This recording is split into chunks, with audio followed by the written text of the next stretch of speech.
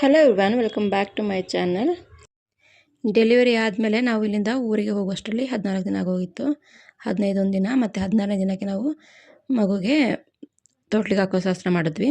16ನೇ ದಿನಕ್ಕೆ ಯಾಕಂದರೆ ಅವತ್ತು ಮಾಡಿದ್ರೆ ದಿನ ನೋಡಿಸ್ಬೇಕು, ಗಳಿಗೆ ನೋಡಿಸ್ಬೇಕು ಅಂತೆಲ್ಲ ಇಲ್ಲ. ಅವತ್ತೇ ನಾವು ಮಗುಗೆ ಹೆಸರು ಕೂಡ ಇಟ್ವಿ. ಗ್ರ್ಯಾಂಡಾಗೆಲ್ಲ ಏನು ಮಾಡೋಕ್ಕೆ ಹೋಗಿಲ್ಲ. ಮಗುದು ಫಸ್ಟ್ ಇಯರ್ ಬರ್ತ್ಡೇನ ಸ್ವಲ್ಪ ಗ್ರ್ಯಾಂಡಾಗಿ ಸೆಲೆಬ್ರೇಟ್ ಮಾಡೋಣ ಅಂತ ಅಂದ್ಕೊಂಡಿದ್ದೀವಿ. ಆವಾಗ ಅವಳು ಕೂಡ ಸ್ವಲ್ಪ ದೊಡ್ಡಳಾಗಿತ್ತಲ್ಲ, ಹಾಗಾಗಿ ಸಿಂಪಲಾಗಿ ನಾವೇ ಮಾಡ್ಕೊಂಡ್ವಿ. ತೊಟ್ಲಲ್ಲಿ ಫಸ್ಟ್ ನಾವು ಗುಂಡಪ್ಪನ ಮಲಗಿಸ್ತೀವಿ, ಅದಾದಮೇಲೆ ಮಗುನ ಮಲಗಿಸೋದು. ಗುಂಡಪ್ಪ ಅಂದರೆ ಒಂದು ಗುಂಡು ಕಲ್ಲಿಗೆ ಬಿಳಿ ಬಟ್ಟೆ ಸುತ್ತಿ ಅದಕ್ಕೊಂದು ಬೊಟ್ಟಲಿಸಿ ಫಸ್ಟು ಗುಂಡಪ್ಪನ ಮಲಗಿಸೋ ಶಾಸ್ತ್ರ ಮಾಡೋದು.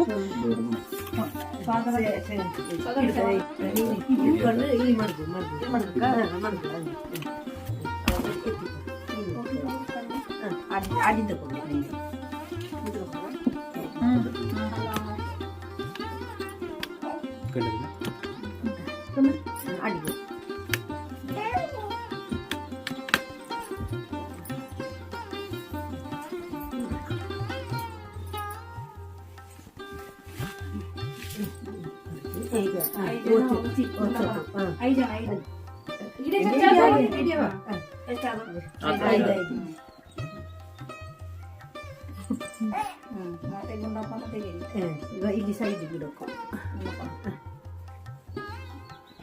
ಕೈ ಮುಕ್ಕಣಕ್ಕ ನನಗೆಲ್ಲ ಓಡಿ ಅತ್ತೇನೋ ಚಿಕ್ಕಿನೋ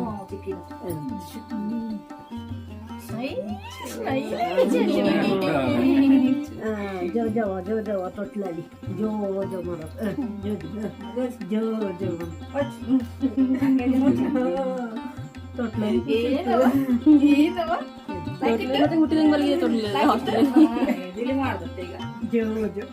ತೊಟ್ಲು ಖುಷಿಯಾದ ಅವಳಿಗೆ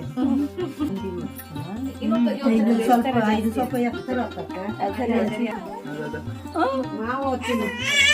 ಓ ನಿನ್ನ ತೊಟ್ಲ ಓ ಬಾ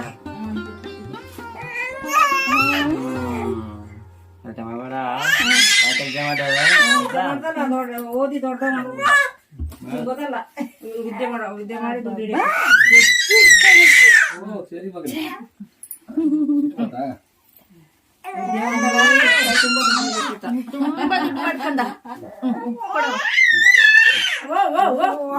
ನೀ ಕೊಟ್ಟಿಯಾ?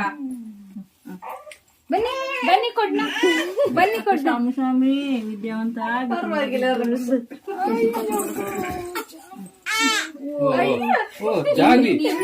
ಅವಳಿಗೆ ಯಾರು ಕೊಟ್ಟದ್ದು?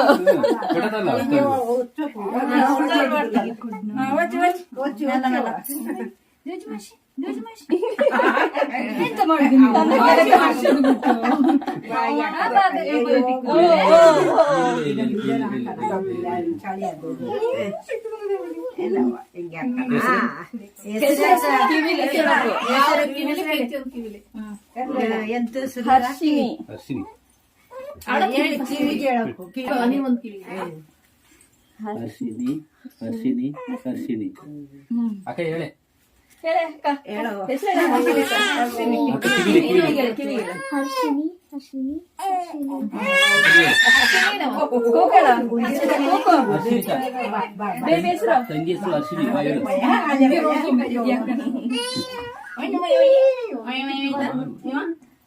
ಹರ್ಷಿನಿ ಹರ್ಷಿನಿ ಹೆಸರು ಬಂದ್ರೆ ಭಾರಿ ಹೆಸರು. ಮಗುದು ತೊಟ್ಲಿಗೆ ಹಾಕೋದು ನಾಮಕರಣ ಎರಡನ್ನೂ ಮಾಡ್ಕೊಂಡ್ವಿ. ನಾವು ಹೆಸರು ನಾವು ಹರ್ಷಿನಿ ಅಂತ ಇಟ್ಟಿದ್ದೀವಿ. ಚಾಕ್ಲೇಟ್ ಕೊಟ್ಟಿಲ್ಲ ಯಾರಿಗೂ?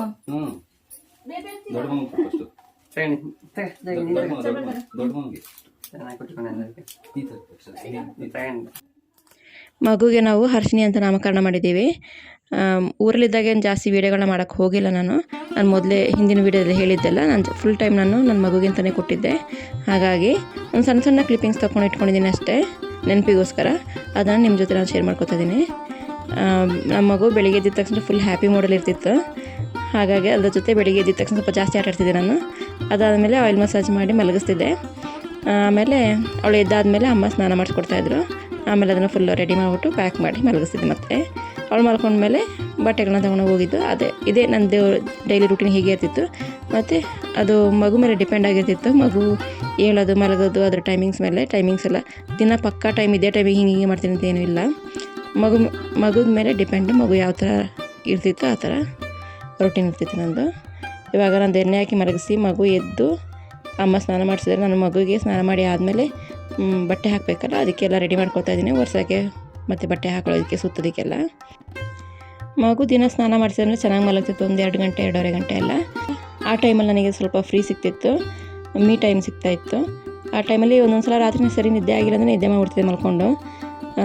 ಬ್ಯಾಕ್ ಪೇನ್ ಜಾಸ್ತಿ ಇರ್ತಿತ್ತು ನನಗೆ. ಹಾಗಾಗಿ ಒಂದೊಂದು ಸಲ ಜಾಸ್ತಿ ಬ್ಯಾಕ್ ಪೇನ್ ಎಲ್ಲ ಇದ್ದರೆ ಮಲ್ಕೊಂಡ್ಬಿಡ್ತಿದ್ದೆ. ಇಲ್ಲಾಂದರೆ ತಮ್ಮನ ಮಗು ಇತ್ತು ಹೊರಗಡೆ ಆಟ ಆಡ್ತಾ ಇರ್ತಿತ್ತು ಯಾವಾಗಲೂ. ಅದ್ರ ಜೊತೆ ಹೋಗಿ ಕೂತ್ಕೊಂಡ್ಬಿಡ್ತಿದ್ದೆ. ಅಮ್ಮ ಇರ್ತಿದ್ರಲ್ಲಿ ಜೊತೆಲಿ ಮಾತಾಡ್ಕೊಂಡು ಮಗು ಜೊತೆ ಆಟ ಆಡ್ಕೊಂಡು ಹೀಗೆ ಇರ್ತಿತ್ತು ನನ್ನ ರೂಟೀನ್ ಯಾವಾಗಲೂ. ಊರಲ್ಲಿ ನಾವು 2 ತಿಂಗಳಿದ್ವಿ ಹೇಳಿದ್ಮೇಲೆ. ಇಲ್ಲಿಂದ ಹೋಗೋದೇ 14-15 ದಿನ ಅಷ್ಟು ಆಗೋಗಿತ್ತು, ಅರ್ಧ ತಿಂಗಳು. ಅಲ್ಲೊಂದು 2 ತಿಂಗಳಿದ್ವಿ. ಆಮೇಲೆ ವಾಪಸ್ ಬಂದ್ವಿ. 2.5 ತಿಂಗಳು ಮಗುಗೆ ವಾಪಸ್ ಬರುವಾಗ ಜಾಗ್ವಿಗೆ ಸ್ಕೂಲ್ ಸ್ಟಾರ್ಟ್ ಆಗಿಬಿಟ್ಟಿತ್ತು. ಹಾಗಾಗಿ ಬೇಗ ಬಂದ್ವಿ. ಇಲ್ಲಾಂದರೆ ಇನ್ನೊಂದು 2 ತಿಂಗಳು ಇರ್ತಿದ್ವಿ ನಾವಲ್ಲಿ. ಇಲ್ಲಾಂದರೆ ಅವಳಿಗೆ ಸ್ಕೂಲ್ ಮಿಸ್ ಆಗೋಗುತ್ತೆ. ಹಾಗಾಗಿ ಬೇಗ ಬಂದುಬಿಟ್ವಿ ನಾವು.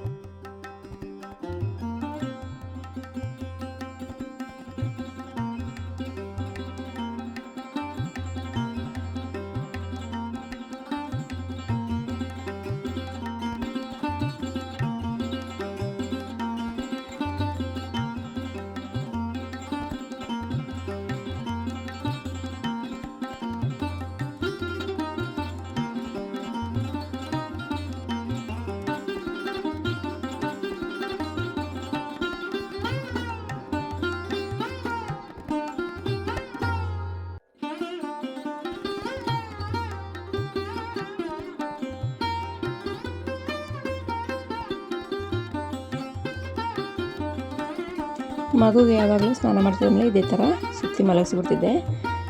ಅವಳು ನಿದ್ರೆ ಮಾಡಿದ್ಮೇಲೆ ಕಾಡಿಗೆ ಹಾಕ್ತಿದ್ದೆ, ಹಣೆಗೆ ಐಬ್ರೋಸ್ ಎಲ್ಲ ಬಳಿತಿದ್ದೆಲ್ಲ. ಇಲ್ಲಾಂದರೆ ಮುಖ ಎಲ್ಲ ಮಾಡ್ಕೊಂಡ್ಬಿಡ್ತಾಳೆ ಕಪ್ಪನ್ನ ಆಚೆ ಈಚೆ ಅಲ್ಲಾಡ್ಬಿಟ್ಟು. ಹಾಗಾಗಿ ಸ್ವಲ್ಪ ನಿದ್ರೆ ಹತ್ತಿದ್ದಷ್ಟೇ ಅವಳಿಗೆ ಅಲ್ಲಾಡ್ಸ್ಕೊಂಡು ತೊಟ್ಟನ ಹಣೆಗೆ ಬಿಟ್ಟು ಮತ್ತು ಐಬ್ರೋಸ್ ಎಲ್ಲ ಹಾಕ್ತಿದ್ದೀನಿ ನಾನು. ಊರಲ್ಲಿದ್ದಾಗ ನನ್ನ ರೂಟೀನ್ ಯಾವಾಗಲೂ ಇದೇ ಥರ ಇರ್ತಾಯಿದ್ದು. ಅವಳನ್ನ ಒಂದು ಸಲ ಮಲಗಿಸಿ ಆದಮೇಲೆ ಬೆಡ್ಶೀಟ್ ಸುತ್ತ ಕಟ್ಟಿಬಿಟ್ಟು ಕತ್ಲೆ ಮಾಡ್ತಿದ್ದೆ. ಒಳಗಡೆ ಗಾಳಿ ಆಡ್ತಿರ್ಲಿಲ್ಲ, ಕತ್ಲೆಯಲ್ಲಿ ಚೆನ್ನಾಗಿ ಮಾಡ್ತಿದ್ಲು. ಅವಳು ಮಲ್ಕೊಂಡ್ಮೇಲೆ ಅವಳು ಸುಸು ಬಟ್ಟೆಗಳೆಲ್ಲ ಇರುತ್ತಲ್ಲ ಅದನ್ನು ತಗೊಂಡು ವಾಶ್ ಮಾಡಿಬಿಡ್ತಿದ್ದೆ. ಅದಾದಮೇಲೆ ಫ್ರೀ ಟೈಮ್ ನನಗೆ. ವಿಡಿಯೋ ಎಲ್ಲರಿಗೂ ಇಷ್ಟ ಆಗಿರುತ್ತೆ ಅಂತ ಅಂದ್ಕೊಂಡಿದ್ದೀನಿ. ಇಷ್ಟ ಆಗಿದರೆ ಲೈಕ್ ಮಾಡಿ, ಶೇರ್ ಮಾಡಿ, ಹಾಗೆ ಕಮೆಂಟ್ ಮಾಡಿ. Thank you.